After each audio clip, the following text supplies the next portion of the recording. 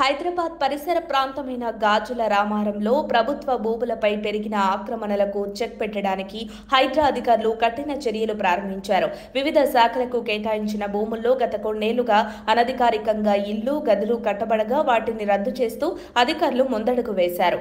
గాజుల రామారంలోని 307 survey నంబర్లో 238.28 ఎకరాలు, 308 survey నంబర్లో 33.11 ఎకరాలు ఏపీఎస్ఎఫ్సీకి అప్పట్లో కేటాయించగా ఆ భూములపై కబ్జాదారులు ఇల్లు కట్టి విక్రయిస్తున్నారు.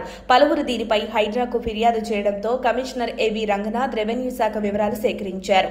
శనివారం కలెక్టర్ మను చౌదరి స్వయంగా పరిశీలన జరపగా ఆదివారం భారీ పోలీసు బందోబస్తు మధ్య హైడ్రా, రెవెన్యూ, జీహెచ్ఎంసీ బృందాలు 10 గ్రూపులుగా ఏర్పడి కూల్చివేతలు ప్రారంభించాయి. సుమారు 275 నిర్మాణాలు కూల్చివేయబడ్డాయి. అధికారులు తెలిపిన ప్రకారం ఈ భూముల విలువ మార్కెట్ ధరల ప్రకారం 15,000 కోట్లకు పైగా ఉంటుంది. రక్షణ కోసం త్వరలో కంచెలు ఏర్పాటు చేయనున్నారు. కూల్చివేతలు కొనసాగుతున్న సమయంలో 342, 345 సర్వే నంబర్లో అధికారులు ముందుకు వెళ్లగానే స్థానికులు అడ్డుకుని రాళ్లతో దాడి చేశారు. ఈ ఘటనలో పలువురికి గాయాలు కావడంతో ఉద్రిక్త వాతావరణం నెలకొంది.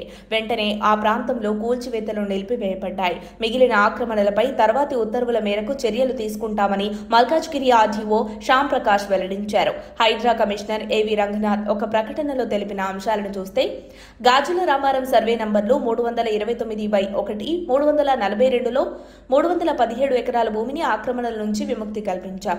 60, 120 గజాల ప్లాట్లుగా కట్ చేసి అమ్మిన రౌడీ షీటర్లు, స్థానిక చిన్ననేతల కబ్జాలను తొలగించాం.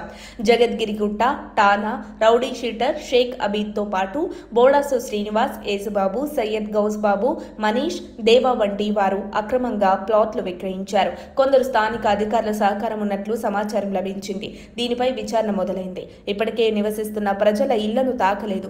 రౌడీల ఆధీనంలో ఉండి అమ్మకానికి సిద్ధంగా ఉన్న నిర్మాణాలనే కూల్చివేశాం అని హైడ్రా కమిషనర్ రంగనాథ్ తెలిపారు. మరిన్ని అప్డేట్స్ కోసం మా కాయ్ టీవీని సబ్స్క్రైబ్ చేసుకోండి. మా వీడియో కనుక మీకు నచ్చినట్లయితే లైక్ చేయండి, షేర్ చేయండి. మీ విలువైన అభిప్రాయాలను కామెంట్ బాక్స్లో తెలియజేయండి.